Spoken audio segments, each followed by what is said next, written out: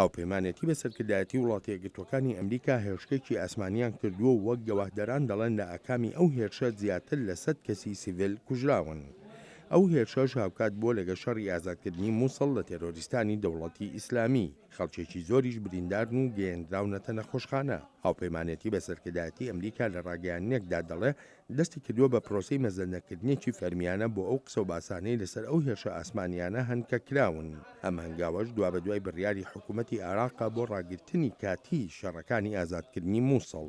ئەمڕۆ یەکشەممە هەندێک کەسی سیڤیل گوتویانە تەقاندنەوەی لۆریەکی گەورەی بە بۆمچێنرا و دەشێت هۆکاری بەشێکی ئەو زیانە گیانیانە بوو بێت. ژەنەراڵ مەعن ئەساعیدی سەرکردەی هێزی تایبەتی عێراق دەڵێت هێزەکانی نەیانزانیوە خەڵک لە ژێرزەمینی باڵەخانەکانی ناو مووسڵدا دانراون و وەک سپەر بەکار دەهێنرێن. هێشتاش بڕوا وایە زیاتر لە 500,000 کەسی سیڤیلی لە ناوچەکانی ژێر دەسەڵاتی داعش دابن لە مووسڵ.